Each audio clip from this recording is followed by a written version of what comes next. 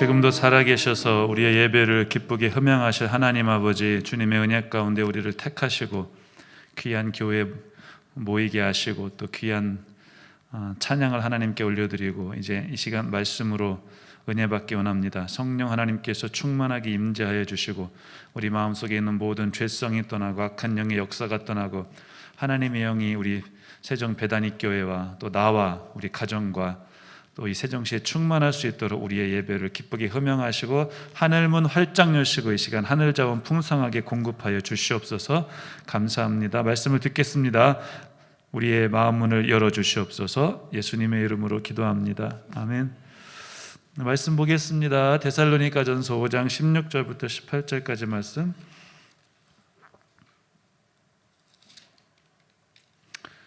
아마 웬만하신 분들은 다 암송하고 계신 말씀일 거예요. 16절, 17절, 18절 제가 읽겠습니다. 항상 기뻐하라, 쉬지 말고 기도하라, 범사에 감사하라. 이것이 그리스도 예수 안에서 너희를 향하신 하나님의 뜻이니라. 아멘. 오랜만에 여러분을 뵈서 너무나 반갑습니다.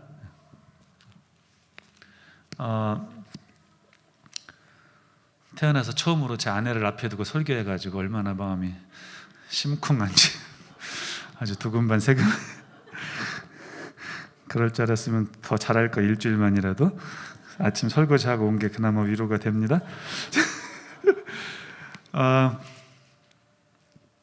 제가 오늘 이렇게 어제 이발을 했어요. 그랬더니 내 딸이 보더니 아빠 이상하다고. 맨날 지저분하게 있다가 이발하니까 이상한가 봐요. 그리고 오늘 아침에 이렇게 양복을 입고 나오는데 내 딸이 아빠 이상하다고. 맨날 후줄구레하게 추리닝에 막 잠옷 이렇게 입다가 그런 거 익숙해지니까 이게 멋있는 건데도 이게 이상한 거예요. 그러니까 말씀도 똑같습니다. 그러니까 은혜라는 말이 참 너무나 좋죠. 저는 은혜라는 말을 평생 못 읽습니다. 왜냐하면은 제가 목사 안수 받았는데 이제 하늘비전교회에서 목사 안수를 받았거든요. 강남 중앙침례교회 같은 지방이에요. 그 목사님 피영민 목사님이 오셔서 아주 축상가 뭐를 간단하게 하셨어요. 되게 길게 하신 분들 전혀 기억 안 나고 그분이 1분이나 하셨나? 여러분이 목사로서 장로로서 같이 했는데 취임 임직시라고 하나? 장로, 목사 안수 평생 잊지 못할 두 글자가 있는데 그것을 기억하십시오 하시면서 은혜라는 말. 저 찬양 들을 때마다 그 목사님의 말씀이 생각나요. 그러니까 우리가 예수 믿는 것도 하나님의 은혜지만 특별히 장로님이라든가 목사님으로서 안수받게 된 것은 정말 하나님의 은혜다. 그 말이 기억에 남는데, 우리가 흔히 이제 말씀에 은혜 받았다고 할 때는 제가 보니까 대부분 익숙한 말씀을 들으면 성도들이 은혜를 받았다고 하고 조금은 자기가 익숙하지 않은 말씀을 들은 시험에 드는 경향이 있는 분들이 계신 것 같아요. 사실은 그게 반대가 돼야 되죠, 그죠? 사실 내가 익숙하지 않은 말씀을 들어야 은혜 받고 내가 맨날 듣는 말씀 들으면 차라리 시험을 듣는 게 그게 나은 것 같아요. 시험 들으라는 말이 아니라 맨날 듣는 말씀 또 들으면 사실 들을 필요가 없잖아요, 그죠? 근데 우리가 한번 생각을 전환해 볼 수도 있지 않을까. 이게 멋있죠. 추리닝 입고 잠옷 막 구겨진 거 입는 거 이것이 멋있는데 우리 딸은 이게 익숙하지 않으니까 이상하다고 제가 자주 양복을 입어야 될 것 같은데 오늘 제가 전할 말씀도 제목이 뭡니까? 이것 맞아요. 그러니까 사실은 제가 본문을 호도란 말 misleading. 약간 본문 여러분을 속이는 듯한 약간 페이크를 쳤어요. 그러니까 사실은 오늘 읽을 말씀을 제가 중점적으로 설교할 내용이 아니에요. 하긴 하겠지만 왜 그러냐면은 데살로니가전서 5장 하면은 이 구절 세 구절을 거의 모든 분이 암송하다시피 합니다. 그렇죠? 항상 기뻐하라, 쉬지 말고 기도하라, 범사에 감사하라. 성경 어디에도 이 말씀이 데살로니가 전서 5장에서 가장 중요한 말씀이라는 말씀은 없어요. 근데 어떤 이유에서인지 그게 틀렸다는 건 절대 아니고 저도 이 구절이 참 너무나 좋고 어려서부터 암송했지만 항상 여기서 머무르는 우리의 지평선이 너무나 이렇게 편협한 것 같아서 제가 오늘 이제 그 앞뒤 본문을 주로 강조점을 두고 설교를 하려고 해요. 약간 배신감이 느끼시죠, 그죠? 괜찮습니다. 데살로니가전서는 아마 바울이 가장 먼저 쓴 편지일 거라고 학자들이 말해요. 간혹 갈라디아서를 제일 먼저 썼을 것이라고도 말하지만 아마도 바울 사도가 편지를 쓴 게 바울이 한 12개 정도 썼어요. 몇 개요? 12개, 신약성경이 27권이니까 거의 반에 육박하죠. 히브리서를 바울 사도가 썼다고 보는 사람은 13권이고 좀 바울이 디모데 전후서 같은 거는 바울 사도가 안 썼다고 보는 사람조차도 최소한 7권은 썼다고 하는데, 아무튼 그건 중요하지 않고 바울 사도가 아마도 맨 먼저 쓴 서신이 데살로니가 전서가 아닐까라고 학자들이 생각을 해요. 근데 로마서가 물론 맨 앞에 있지만 그것은 로마서의 분량이 제일 많아서 앞에 있는 거고, 그 다음 분량이 많은 고린도전서, 그 다음 분량이 많은 고린도서, 이렇게 분량으로 정해놓은 거예요. 순서랑 상관없어요. 그래서 바울 서신이 쓴 편지 중에 가장 짧은 게 뭐예요? 한 장으로 끝나는 빌레몬서가 맨 뒤에 있죠. 빌레몬서, 히브리서. 그래서 빌레몬서가 맨 마지막에 있는데, 아마도 순서랑 상관없이 바울 사도가 제일 먼저 쓴 바울 서신이 데살로니가 전서가 아닐까라고 학자들이 생각합니다. 바울 서신뿐만 아니라 모든 서신은 쓴 이유가 있어요. 바울 서신을 쓴 이유는 뭐냐면, 예수님이 생각보다 재림이 늦으시는 거예요. 고당 10년 20년 지나도 예수님이 재림 안 하시니까, 근데 예수님은 재림 안 하시고 자꾸 주위의 집사님들, 성도님들이 죽어가니까 우리가 살아있어서 예수님을 영접해야 하는데 자꾸 성도가 죽어나가니까 죽으면은 예수님 재림하실 때 불이익을 당하는 게 아닐까.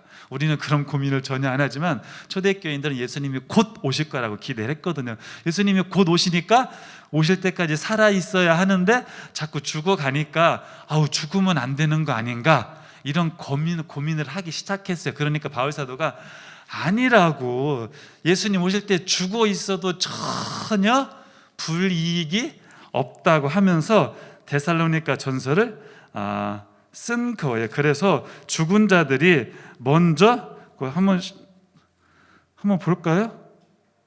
4장에 있는데 4장 16절, 우리 제가 설교를 짧게 하는 게 벌써 소문이 났나 봐요. 남부현 목사님 보자마자 오늘 설교 짧게 하실 거죠? 그렇게 선포를 하셔가지고 4장 16절 같이 한번 읽어볼까요? 시작. 주께서 호령과 천사장의 소리와 하나님의 나팔 소리로 친히 하늘로부터 강림하시리니 그리스도 안에서 죽은 자들이, 그러니까 살아있다고 특별한 게 없다는 거예요. 그러니까 여러분 죽는데 전혀 부담 가지시면 안 돼요. 그러니까 죽은 자들이 먼저 일어나니까 죽어도 예수님 영접하는데 전혀 문제가 없다. 그런 그게 가장 큰 데살로니가 전서의 목적이고, 흥미롭게도 데살로니가 전서는 예수님의 재림이 지연되는 게 문제였는데 데살로니가 후서는 반대예요. 예수님이 오시지도 않았는데 예수님이 재림했다는 헛소문이 도니까 바울 사도가 아니라고, 예수님 재림하신 그 가짜 페이크 뉴스라고, 예수님이 재림하시는 것은 아무 때나 오시는 게 아니라 큰 2가지 징조가 있어야 한다고. 첫 번째 징조는 뭐냐면 배도가 일어난다. 많은 사람이 교회를 떠나는 배도 혹은 배교의 사건이 있고, 그리고 불법의 아들 적그리스도가 나타나야 되지, 이런 배도와 적그리스도가 나타난 후에 예수님 재림하시는 거니까 예수님 재림하셨다는 말에 들뜨지 말라고. 그래서 데살로니가 후서가 기록되어 있어요. 근데 바울 서신은 로마서나 다른 서신도 마찬가지지만 이 서신서를 받는 데살로니가 교회가 직면하고 있는 문제점들을 해결하는 목적도 있지만, 그래서 신학적 논증을 해요.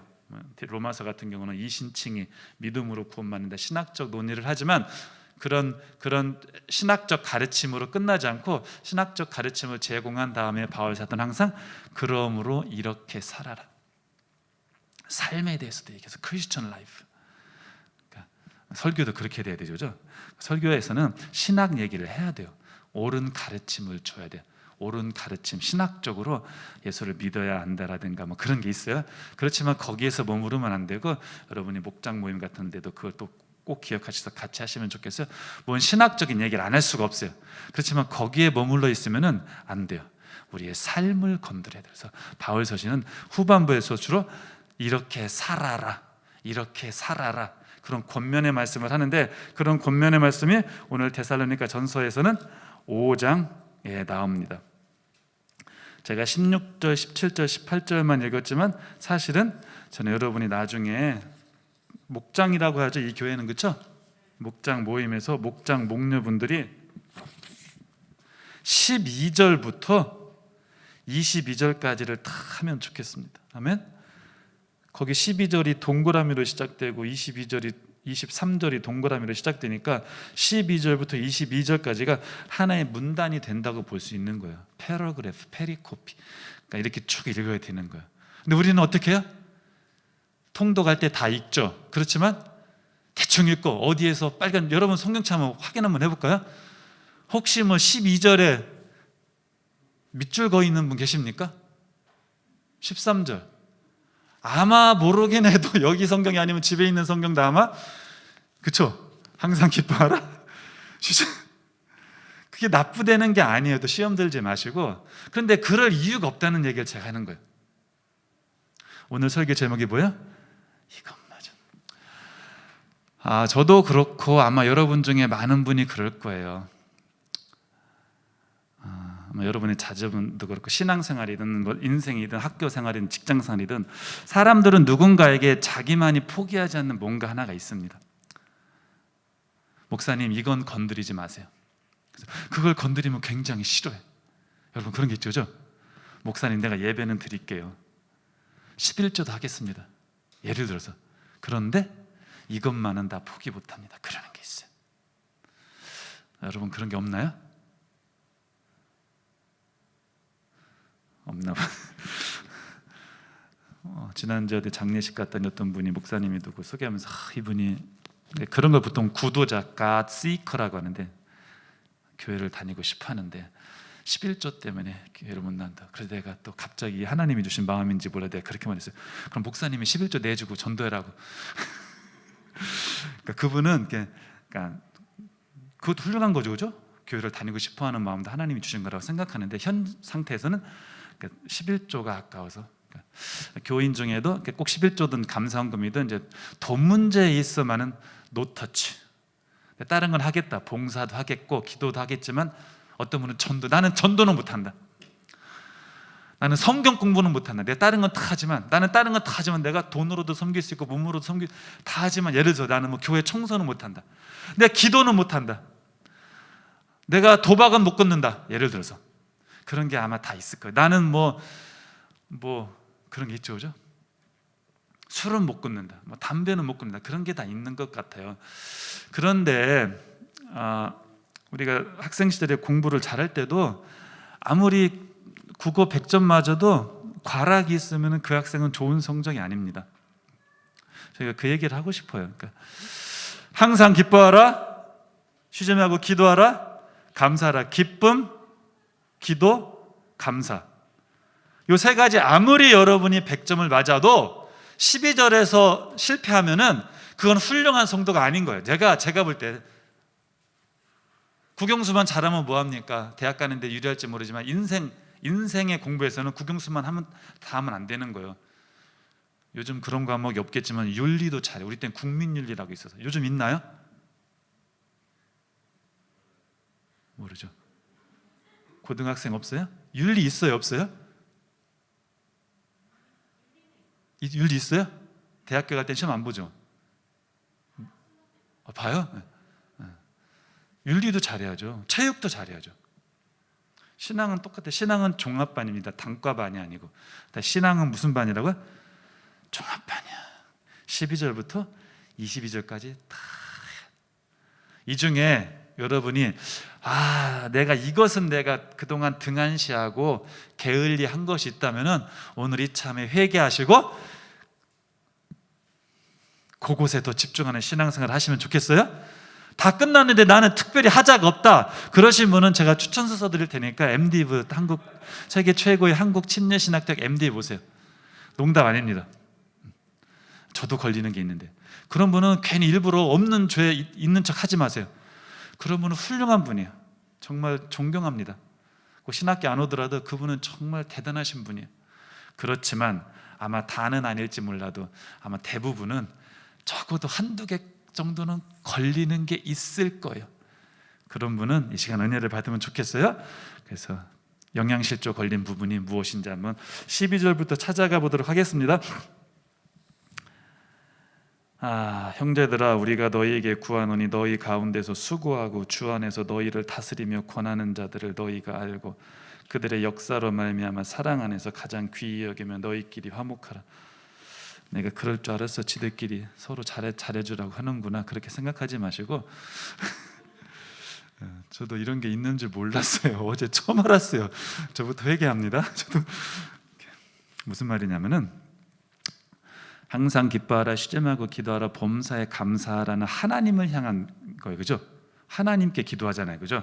하나님께 감사하잖아요. 그러니까 대신 신을 대하는 하나님을 향한 계명이라면은 하나님과의 관계를 말하는 계명이라면은 12절 13절은 대신 명령이 아니고 뭐죠? 대인. 그래서 수직적인 명령이 아니고 수평적인 명령이다. 참 재밌지 않습니까? 하나님이 나한테 어떻게 하라, 나한테 기도하라 하기 전에 누구한테 잘하라는 거예요? 에? 에? 사람 중에 누구? 영어 성경도 아니고 헬라어 성경도 아니죠, 그죠? 다시 읽을게요. 너희 가운데서 수고하고 주 안에서 너희를 다스리며 권면하는 자들 너희가 알고 알아주라는 거예요. 미안합니다. 같은 목사끼리 해서 그렇지만 담임 목사님한테 잘하라는 거예요. 아멘. 아무리 싫어도 그냥 말씀은 말씀인 거예요. 알아주라고. 장로님들 알아주라고. 교회에서 여기 뭐라고 수고한다가 되죠. 수고하잖아요. 예? 너희 가운데서 수고하고 너희를 다스리는 사람들을, 너희를 권하는 자들, 말씀이나 기도나 성경 공부를 통해서 여러분을 다스리고 권면하고 수고하잖아요. 그런 분들을 알아주라고. 식당 봉사하는 사람들을 알아주라고. 이것도 하나님의 말씀이에요. 하나님이 나한테 기도하라고 하기 전에 야, 니들끼리 너희를 위해서 희생하는 사람 있지 않냐? 알아주라. 아멘. 생각보다 남부의 목사님의 인기가 그렇게 저는 진짜 아멘이 크게 나올 줄 알았어요. 별로네. 열심히 해야겠네. 남 목사님 사역. 그죠? 집안에서 집안이라는 아내를 알아주고, 아멘. 바깥에서 일하는 남편을 알아주고 하면 쉽지 않아요. 그죠? 은혜. 여기 부모님 밑에서 사시는 분 손 한번 들어보세요. 나 왠지 설교 4시까지 할 것 같은 느낌이 드네요. 부모님 밑에서 같이 사는 분 손 들어보세요. 지금 손 들어봐요. 괜찮아요. 그죠? 한 명밖에 없어요?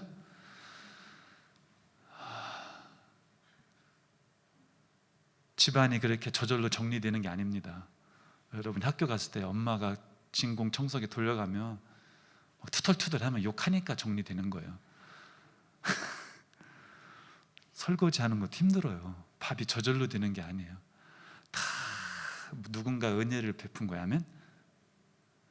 여러분이 아무리 마트 가서 내가 농부의 아들이라 그래요. 쌀을 사 먹는다 해도 그 농부에 땀이 없었으면 못 먹는 거예요. 뭐든지 은혜인 거예요. 하나님의 은혜는 말할 것도 없고 부모님의 은혜, 목사님의 은혜를 꼭 기억하시기 바랍니다. 네, 또 좋잖아요. 세종 배단이 교회 좋지 않습니까? 말씀이 건전하고 목사님이 이렇게 찬양도 잘해. 그죠? 좋은 교회예요. 세상에 엉뚱한 게 얼마나 많은지 몰라요. 감사하셔요. 네, 알아주시기 바랍니다. 저는 알아주지 않으셔도 돼요. 그냥 그렇지만 13절 그들의 역사로 말미암아 그들이 하는 일이 있다고. 목사님들이 설교 준비가 그렇게 쉽지 않아요.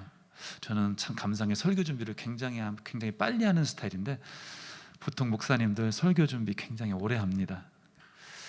토요일에 웬만하면 전화도 하지 마시고 주일에 설교하면 진이 빠져 월요일에 쉬셔야 돼. 월요일에 웬만하면 특별한 일 아니면 전화하지 마시고 토일은 목사님 쉬시기. 설교 준비 어려워요. 쉽지 않아요. 또 지적으로만 어려운 게 아니라 그 말씀을 설교할 수 있도록 마음의 준비를 하는 게 되게 양심의 가책과 부담이 있어요. 그렇게 쉬운 게 아니에요. 그 앉아서는 나도 저 정도 하겠다 그런 생각할지 모르지만 막상 쉽지 않습니다. 막상 뭐든지 하면 쉬운 게 아니야. 기도도 쉽지 않아요. 그 역사 목사님들이 하는 일이 있어요. 사랑 안에서 가장 귀하게 아멘. 목사님은 협동 목사님, 전도사님, 유치부 선생님 귀히 여기시기 바랍니다. 눈에 보이는 하나님의 종을 귀히 여기지 않으면서 눈에 보이지 않는 하나님을 귀히 여긴다고 말하는 것은 요즘 젊은이들 말로 개뻥입니다. 그럼 말을 하지 말든가. 하나님을 귀히 여기면 하나님의 일을 하는, 그렇다 무조건 목사님을 존경하란 말이 아니고, 이상한 목사님도 있어요. 저도 알지만 여러분이 볼 때 괜찮은 목사님이거나 전도사님이거나 집사님이거나 교회에서 섬기시는 분들을 귀히 여기시기 바랍니다. 아멘. 이게 하나님 말씀이에요. 제가 지어낸 말이면 제가 저주를 받아요. 하나님 말씀이에요. 이 말씀은 무엇 못지않게 항상 기뻐하라, 쉬지 말고 기도하라, 범사에 감사하라, 못지않게 중요한 말씀인데 왜 우리는 이 말씀을 그동안 등한시하거나 무시했는지. 우리 잘못이에요. 우리 잘못입니다. 그래서 이런 생각을 한번 해보고 싶어서 쭉 하는 거예요. 제가 볼 때는 상당수 부분이 많은 분들이 걸려하시는 것 같아. 두 번째, 너희끼리 화목하라. 13절 마지막, 너희끼리. 여러분, 기도하는 것 못지않게 우리가 화목하는 것 하나님이 귀하게 여기시는 명령입니다. 왜 우리는 화목하는 것을 무시합니까? 증거가 없어요. 이런 말씀은 대충 하이라이트 안 하고 밑줄 안 치고 항상 기뻐하라만, 거기에만 집중할 근거가 없어요. 우리에게는. 제가 지난번 특강할 때 했는 말인지도 모르지만 어느 동네 가면은 증거를 의발음을 잘못하고 정거라고 하죠. 그죠? 안 했나요? 했나요? 했어도 못 들은 척 한번 더 웃어주시는 센스. 친구가 그랬다는 거야. 너는 왜 증거를 정거라고 하냐? 그랬더니 그 친구가 뭐라고 말했어요? 정거를 대봐. 그러니까 본인은 증거를 증거라고 한다고 생각하는데 남이 볼 땐 증거가 아니고 정거인 거예요. 증거가 없어요. 왜 항상 기뻐하고 기도하고 감사하면은 100점짜리라는 증거, 절대 100점은 아닙니다. 화목하지 않는다. 여러분, 주의 종들을 화목 귀히 여기시고, 아멘. 반감 있죠. 저도 반감 있었어요. 신학교 가기 전에.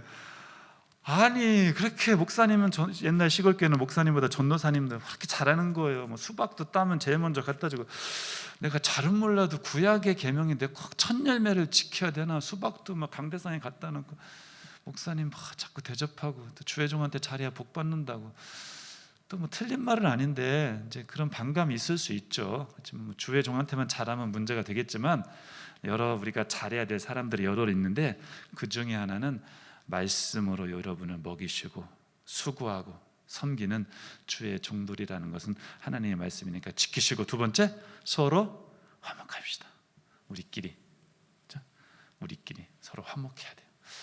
제가 성서마당이라는 저널에 지난달에 조그만 글을 하나 썼어요. 신약 성경의 형제사랑, 그 대상과 방법인데, 그러니까 성경은 원수사랑도 말해요. 복음서에서 이웃사랑도 말해요. 요한복음에서는 형제사랑. 아까 기도할 때 어떻게 몰랐는데 그 말씀 읽으셨죠? 그죠? 서로 사랑하라. 우리의 사랑은 형제사랑으로 시작해서 이웃사랑으로 번져가서 원수사랑까지 가는 거예요. 우리가 원수사랑은 못한다고 쳐도 그래도 해야 되지만, 이웃사랑은 못한다고 쳐도 그것도 해야 되지만, 우리끼리 화목하지 못하면 그게 무슨 교회입니까? 그게 무슨 성령의 사람입니까? 아멘? 근데 제가 볼 때 이거는 다들 자신 있어 하시는 것 같아요. 저도 눈치가 있거든요. 되게 화목한 교회 같아요. 넘어갑니다. 14절, 또 형제들아 너희를 권면하노니 게으른 자들을 권계하며 마음이 약한 자들을 격려하고 힘이 없는 자들을 붙들어주며. 바울 사도는 이제 곳곳에서 믿음이 약한 자들을 잘 돌보라는 말을 많이 합니다. 믿음이 강한 자에게 주는 계명이 있고 믿음이 약한 자에게 주는 계명이 있어요. 이것은 믿음이 강한 자들에게 주는 계명이에요. 믿음이 좀 있다고 해서 믿음 약한 자들 무시하고 아래 것들 취급하지 말고. 아멘. 이건 예를 들기도 뭐하고 안 들기도 뭐하는데 그래도 하나님이 책임지시겠죠. 옛날에 제가 교회를 하도 많이 다녀서 어느 교회인지 모르니까 그 사람도 자기가 있는지 모를 거예요. 어느 교회에서 이렇게 성경 공부 제가 안내를 하려고 성도들 이렇게 모집이라고 하면 이상한데 뭐라 그러죠? 성도들 이렇게 받는 명부인데 관심 있잖아요. 제가 가르칠 거니까. 기다렸더니 제가 전도사일 때 그 부목사님이 지나가시면서 왜 그런 걸 사역자가 안 하고 그런 걸 아랫사람 시키라고. 무슨 교회 아랫사람 윗사람이 어디 있습니까? 그 아랫사람들이 설거지하고 뭐 청소하고 윗사람들은 말씀만 선포합니까? 저는 아무리 그분의 권위를 제가 존중하지만 그건 틀린 말이라고 생각합니다. 섬김을 받으려면 더 내려가야죠. 여러분이 예수님의 가르침이 그거잖아요. 높아지고 싶으면 아래로 가라는 거예요. 네가 높아지고 싶으면 화장실 청소하라는 거예요. 아멘. 아니 내가 내 성경 공부, 내가 성도들 이렇게 빨리 한 사람이라도 내 성경 공부 듣게 하고 싶어서 거기서 사람들 얘기하는 게 그게 왜 아랫사람이 할 짓입니까? 내가 해야지. 믿음이 약한 자를 권면하고 높아지려고 하지 말고. 너무 멋있지 않습니까? 기도하라고 하기 전에 이거는 그냥 하나님이 더 중요한 계명을 주기 전에 그냥 이렇게 워밍업 하라고 준 말씀이 아니에요. 똑같이 저는 중요하다고 생각합니다. 뭐라고요? 14절 보니까 게으른 자들을 권계하고 마음이 약한 자들을 격려하고 힘이 없는 자들을 붙들어주며 모든 사람에게 오래 참으라. 삼가 누가 누구에게든지 악으로 악을 갚지 말게 하고 서로 대하든지 모든 사람을 대하든지 항상 선을 따르라. 원수도 사랑하라는 예수님의 말씀이 떠오르죠. 그리고 나서 just one of them, 이렇게 숱한 계명들 중에 하나로 뭐가 등장하면 항상 기뻐하라는 거예요. 짧아. 또 우리는 중요하면 길잖아요. 짧으니까 어쩌면 덜 중요할 수도 있잖아요. 그런데 왜 우리는 여기부터 우리가 은혜 받을 준비를 합니까? 그럼에도 불구하고 기뻐하라는 것이 하나님의 말씀이니까 제가 잠깐 말씀을 나누겠습니다. 기뻐하시기 바랍니다. 아멘. 기쁨에 대한 얘기를 하면 잊을 수 없는 사람이 하나 있습니다. 그것도 공교롭게 강남 중앙침례교회인데 제가 유학 시절에 한번 거기 예배를 드리러 갔어. 2007년도 8년도쯤 된 것 같아요. 찬양단이 청년 찬양단이 와서 찬양을 하는데 어떤 여학생 청년이 얼굴에 기쁨이 충만해가지고 막 손을 이러면서 찬양을 하는데 저는 그 모습을 잊을 수가 없어요. 이름도 모르고 성도 누군지 몰라요. 그 찬양 생각 안 나요. 그 사람이 얼굴에 기쁨이 있는 저는 아직도 평생 잊을 수가 없어요. 여러분 그런 찬양을 하시기 바랍니다. 거룩은 막 인상 쓰는 게 거룩이 아니에요. 은혜 같은 거 찬송할 때 인상 써야 되죠. 자연스럽게 인상이 써지죠. 그걸 뭐라 하는 게 아니에요, 그죠? 고난 주간에 막 나사 풀린 사람처럼 그런 좀 없어 보이. 그런 걸 뭐라 하는 게 아니고 디폴트 값이 기본적으로 예수 믿으면 인상을 좀 펴고 사시기 바랍니다. 아멘. 기뻐해야 되잖아요. 여러분 로또가 1억이 당첨됐다고 생각해 보세요. 그냥 주체할 수 없는 기쁨이 나오는 거예요. 그런데 왜 우리가 딱 인상을 씁니까? 마스크를 벗었을 때는 그 은혜 찬양의 가사보다 그 사람의 얼굴 표정, 기쁨이 더 은혜가 되게끔 여기 찬양단이 그렇게 하면 좋겠습니다.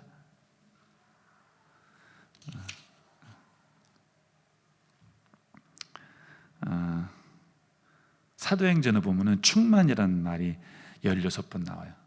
충만이란 말이. 그 중에 성령 충만이 10번입니다. 성령 충만이 10번이고, 그러니까 우리가 교회에서 성령 충만이란 말을 많이 하는 게 이상한 거 아니에요. 성령 충만이 10번 나오고 믿음 충만이 2번 나와요. 16개 중에 12개 가져갔죠? 몇 가지가 남아요? 4가지가 남죠. 4가지를 하나하나 나눠 갔는데 그 중에 하나가 뭐냐면은 은혜 충만이에요. 그러니까 초대교회는 은혜가 충만해서, 나머지 2개 권능이 충만해서, authority, 권능이 충만해서, 그리고 하나 지혜가 충만해서, 스데반 집사 지혜가 충만했고, 그 중에 하나가 기쁨이 충만해서. 여러분 성령 받은 증거는 여러 가지가 있겠지만 나중에 잠깐 하겠지만 예언 방언도 좋지만 그 사람의 기쁨이 충만해야 돼. 기뻐하시기 바랍니다. 쉬지 말고 기도하라. 아멘. 간단하게 합니다. 기도는 하루에 몇 번 해야 됩니까? 정답은 없습니다. 제가 신학교 갔더니 전도학 시간에 이명희 교수님이 하루에 15분씩 기도해서 적어내라고 했어요. 그래서 신학교 가서 거짓말하면 저주받을 것 같아가지고 제가 되지도 않는 기도를 하루에 15분씩 하느라고 정말 얼마나 힘들었는지 모릅니다. 나중에 들리는 소문에는 가라로 써낸 학생도 있다고 하는데 설마 그런 학생 없었겠죠?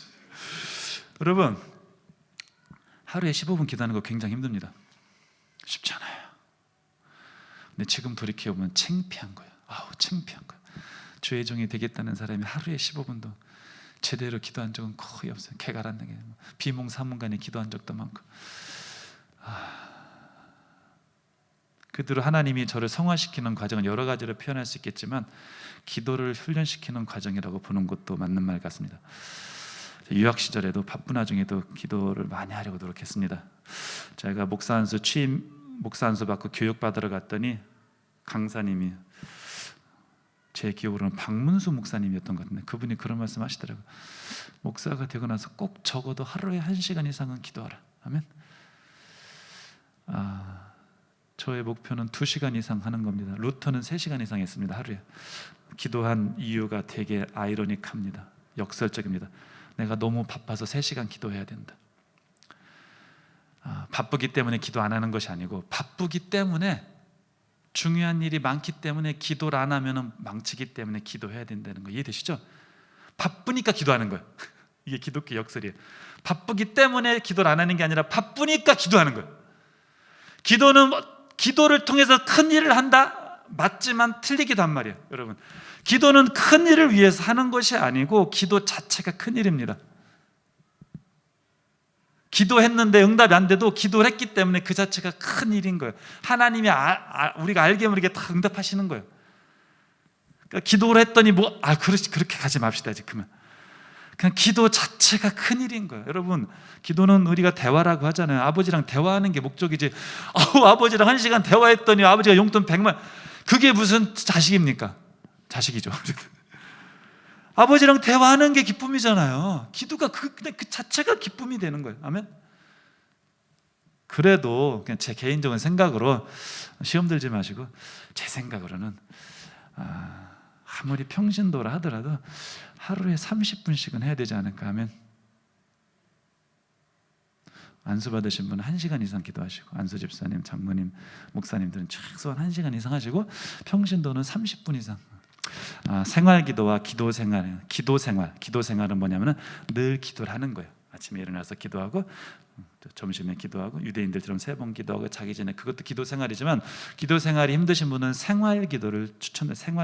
생활기도는 뭐냐면은 생활하면서 기도하는 거예요. 빨래하면서 기도하는 거예요. 저는 헬스장 가서도 기도합니다.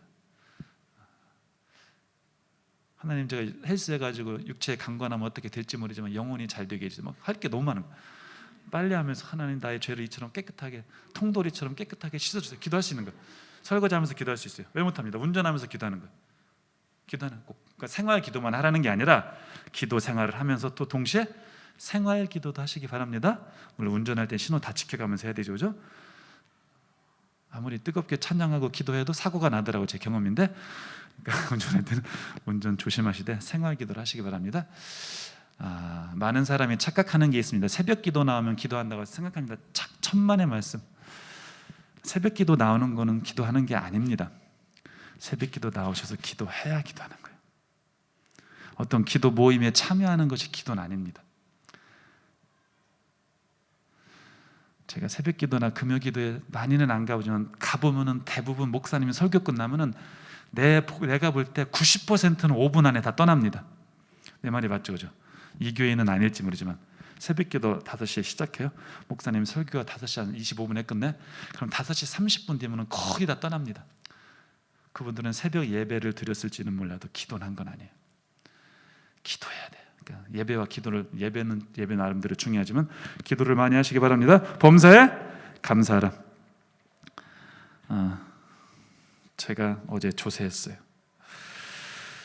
감사할 조건이 없을 때도 감사해야 됩니다. 왜냐하면 하나님을 사랑하는 자, 곧 그의 뜻대로 부르심을 입은 자들에게는 모든 것이 합력하여 선을 이루기 때문에 감사의 조건이 없을 때도 감사해야 하는 거 맞습니다. 아멘. 혹시 내 기도가 응답이 안 되면, 내 자손에서 응답이 되든 어떻게든 하나님이 내 기도를 버리진 않으세요. 어떻게든 쓰셔요. 그러니까 감사하는 거예요. 설사 내가 특별히 감사할 조건이 없다 하더라도 모든 것이 하나님의 은혜 가운데, 하나님의 우리가 측량할 수 없는 하나님의 지혜와 섭리 가운데 열매를 맺힐 것이기 때문에 감사해야 되는 것이 가장 중요하지만, 그럼에도 불구하고 우리가 감사할 조건이 사실 많은 것도 사실입니다. 그 얘기를 잠깐 하려고 합니다. 제가 어제 조사를 해보니까 전 세계 인구의 31%가 기독교인이래요. 그러니까 10분의 3에 들었다는 게 얼마나 감사합니까? 이 31%에는 카톨릭, 무슨 몰몬교 다 들어갑니다. 그러니까 우리 복음주의 개신교는 30% 중에 훨씬 적은 거예요. 감사한 거예요. 여러분이 뭐 종교 다 비교해보고 선택했습니까? 어떻게 우연히 하나님의 은혜로 아버지가 목사라 교회 다닌 거고, 어떻게 우연히 하나님의 은혜 가운데 예수 믿은 거죠. 감사해야 되는 거죠. 대한민국에서 자기 집을 소유한 사람이 58%래요. 집이 있으신 분은 특별히 감사하시기 바라요. 이 부분에 있어서 제가 어제 깜짝 놀랐습니다. 전 세계 인구가 70억이 넘죠 아마. 그런데 한 10분의 1, 7억 4,600만 명이 하루에 2,000원 미만으로 생활비를 쓴답니다. 2,000원 미만으로 하루에 10분의 1이 하루에 2,000원. 2,000원이면 뭐 살 수 있나요? 천하장사 몇 개 먹을 수 있나요? 얼마나 감사합니까? 감사하지 않으세요? 감사하죠. 매일 5세 미만 1살, 2살, 3살, 4살 어린이가 매일 14,500명이 죽는데요. 네, 그 중에 절반은 돈이 없어서 죽는데, 영양실조, 물이 없어가지고 말라리아 이런 거니까. 하루에 한 8,000명이 돈이 없어서 하루에 매일 죽는데요. 1살, 2살, 3살, 4살. 우리는 얼마나 감사합니까?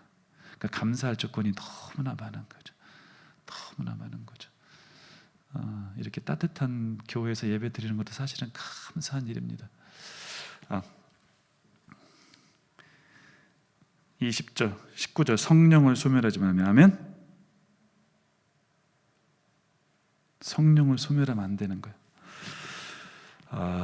성령의 은사, 지혜의 말씀, 지식의 말씀, 무슨 방언, 영분별, 예언, 능력, 믿음, 병고침, 여러 가지 은사가 있어요. 갈라디아서 5장 보면 성령의 열매가 있어요. 사랑과 희락과 화평과 오래 참음과 자비와 양성과 충성과 온유와 절제.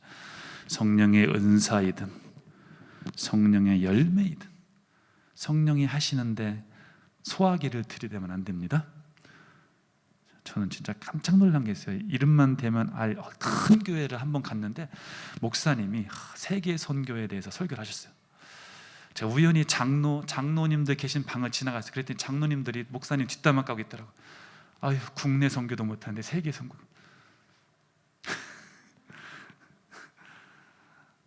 그 교회 이름을 말하고 싶은데 정말 겁나게 큰 교회예요. 우리 상상도 못한 그런 카리스마 있고 성령 충만한 목사님 사역인데도 장로님이 뒤에서 뒷담화를 하더라고요. 깜짝 놀랐어요. 신학교 가기 전에.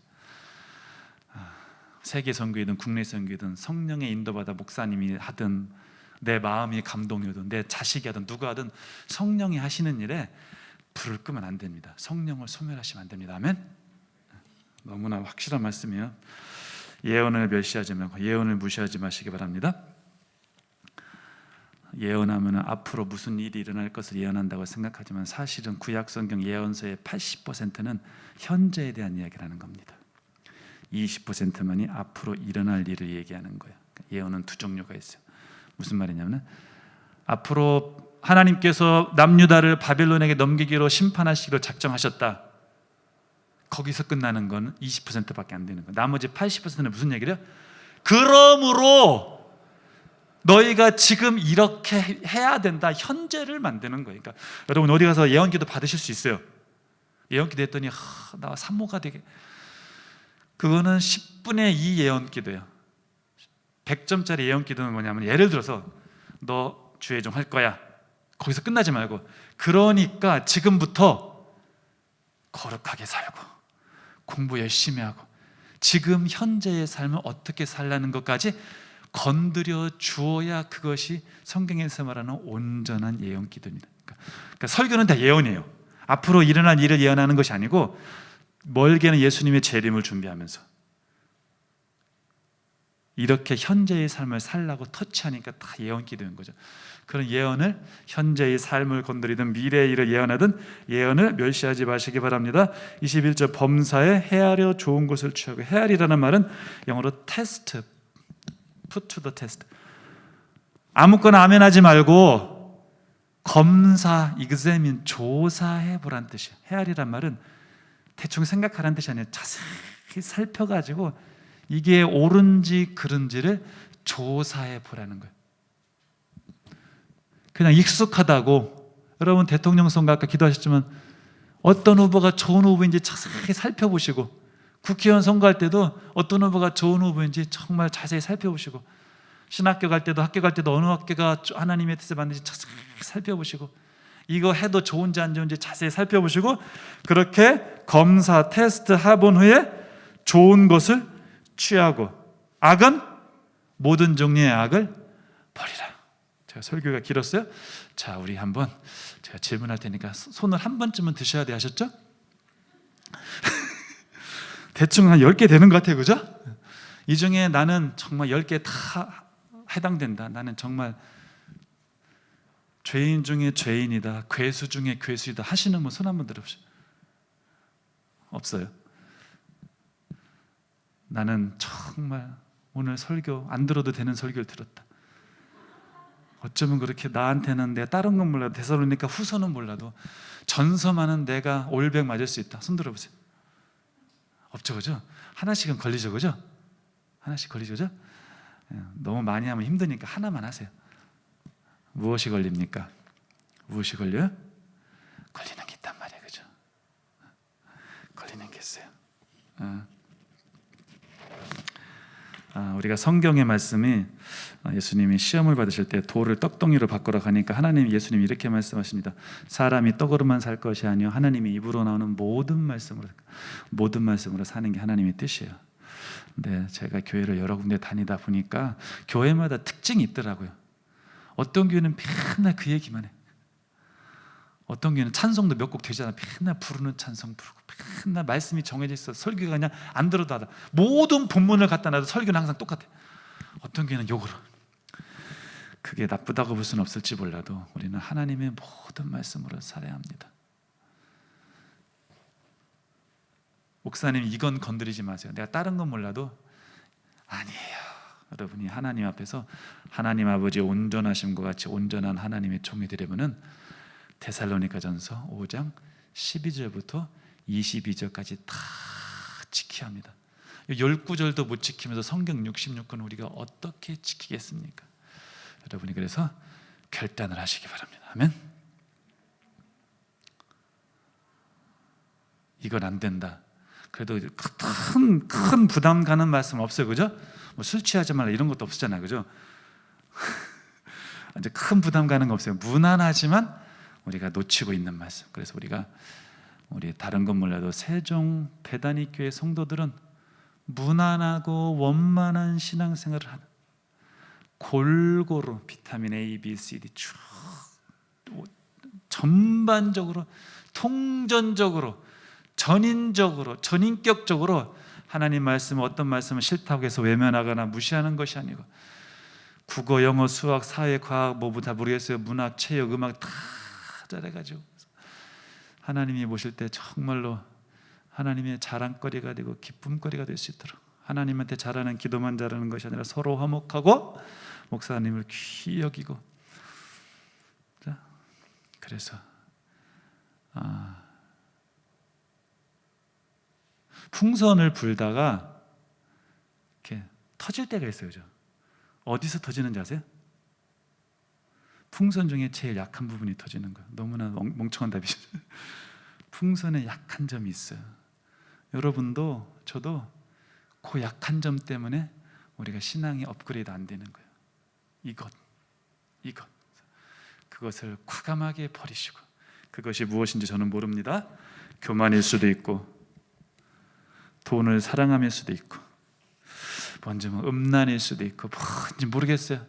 뭔지 모르지만 그것이 있다면은 그것을 내려놓으셔서, 그래서 그 가장 약한 부분이 가장 강한 부분이 될 수 있는 그런 성도님들이 많이 되시기를 예수님의 이름으로 축복합니다. 우리 같이 합심해서 기도하겠습니다. 하나님, 제가 내려놓지 못하는 거 하나가 있습니다. 그것인지 무엇인지는 모르지만, 저는 모르지만 하나님은 다 아시고 여러분도 다 아시죠? 그것을 내려놓게 해달라고 이 시간 같이 기도하면 좋겠습니다. 속으로 기도하시든 큰 소리로 기도하시든 정말 엘리야가 간절히 기도한 것처럼 간절히 기도하시기를 바랍니다. 그것 때문에 우리의 신앙이 제자리 걸음하는 것은 아닌지요? 그것 때문에 내가 하나님의 영광을 가리는 것은 아닌지요? 그것 때문에 내가 신앙이 성장하지 않는 것이 분명히 있을 것입니다. 그것이 무엇이 됐든, 기도를 안 하는 것이 됐든, 감사를 안 하는 것이 됐든, 기뻐하지 않는 것이 됐든, 섬기지 않는 것이 됐든, 무엇이 됐든 그것을 내려놓는 시간이 되시기를 바라면서 간절히 합심해서 기도하겠습니다. 기도합니다. 하나님 아버지, 감사합니다. 이것만은 내려놓지 못하는 부분이 있습니다. 하나님 아버지, 그것을 내려놓기 원합니다. 하나님 아버지, 원만한 온전한 기독교인이 되기 원합니다. 하나님의 제자가 되기 원합니다. 하나님의 자녀가 되기 원합니다. 하나님 아버지의 온전하심과 같이 온전한 성도가 되기 원합니다. 하나님 아버지, 내려놓지 못하는 그거 내려놓을 수 있도록, 하나님, 제 마음을 제 마음대로 할 수 없지만 성령 하나님께서 함께해 주셔서 저희 마음을 다스려 주시고 그것을 포기할 수 있도록, 그것을 버릴 수 있도록 하나님 아버지 배설물